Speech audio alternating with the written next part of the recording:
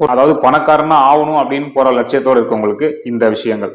இப்போ real estate இருக்கு இல்லையா, அது வந்து பாத்தீங்கன்னா அதுல இன்வெஸ்ட்மெண்ட் நல்லா பண்ணாக்கா நல்ல வேல்யூவான ப்ராஃபிட்டா நம்ம வந்து ஃபியூச்சர்ல பார்க்க முடியும். இப்போ இல்லைனாலும் ஃபியூச்சர்ல பார்க்க முடியும் ரியல் எஸ்டேட் துறையில. அது போல பெரிய பெரிய துறைகள்லாம் இருக்கு. ஷேர் மார்க்கெட்டு, ஹோல்சேல் வியாபாரங்கள் நம்ம எடுத்து பண்றது, ஆன்லைன் பிளாட்ஃபார்ம்ல நம்ம நிறைய ப்ராடக்ட் சேல் பண்றது. வேர்ல்டு வைடா பாத்தீங்கன்னா இன்னைக்கு வந்து மக்கள் கையில இப்போ வந்து யூசபிள் இருக்கு அப்படின்றது அந்த ப்ராடக்ட். டெக்னாலஜி சம்மந்தப்பட்ட பொருளா இருந்தா இன்னும் நல்லா இருக்கும். இப்போ சாஃப்ட்வேர் துறைகள் இன்வெஸ்ட்மெண்ட் பண்றதுன்றது ரொம்ப இதா இருக்கும். ஹை டெக்னாலஜில உள்ள ப்ராடக்ட் இது போல விஷயங்கள் இன்வெஸ்ட் பண்றது நம்ம நல்ல ஒரு ப்ராஃபிட்டை பார்க்க முடியும். வீட்டில் பட்ஜெட் போட்டு சில விஷயங்களை வந்து பயன்படுத்துவோம்.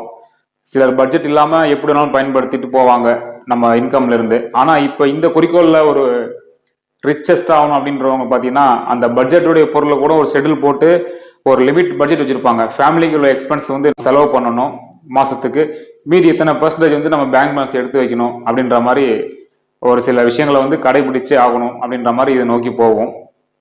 உலக பணக்கார வரிசையில் இருக்கக்கூடிய முன்னாள் நம்பர் 1 பணக்காரர் நம்ம எல்லாருக்குமே தெரியும், அமெரிக்காவில் பில்கேட்ஸ் இருக்காரு.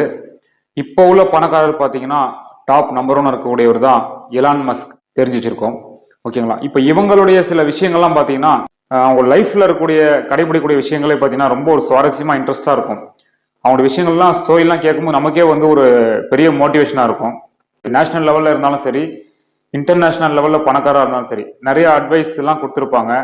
சில நிறைய டிப்ஸ் நோட்ஸ் எல்லாம் பாத்தீங்கன்னா இப்படிதான் லைஃப் ஸ்டைல் இருக்கணும் அப்படின்ற மாதிரி காலையில் நம்ம எழுந்ததுல இருந்து ராத்திரி தூங்குற வரைக்கும் என்னென்ன ஆக்டிவிட்டிஸ் பண்றோம், இன்வெஸ்ட்மெண்ட்டா இருந்தாலும் சரி, அது நம்ம வந்து ஒரு வருமானம் வரக்கூடிய ஒரு பிசினஸ் ஏதாவது ஒன்று இருந்தாலும் சரி, எப்படிலாம் ஏர்ன் பண்ணணும், டைமிங் எப்படி கரெக்டா சேவ் பண்ணணும், அந்த டைமிங் எப்படி இவ்வளவு ஏர்னிங் பண்ணணும் அப்படின்ற மாதிரி தான் ஒரு விடாமுயற்சியான நம்ம வந்து ஒரு முதலீடு செய்யக்கூடிய தொழில இருந்து நம்ம சம்பாதிக்கக்கூடிய எல்லா விஷயத்திலையும் பொறுத்தது தான் இன்னைக்கு ஒரு பெரிய பணக்காரர் ஆகிறதுக்கு உண்டான நிறைய வழிமுறைகள் வந்து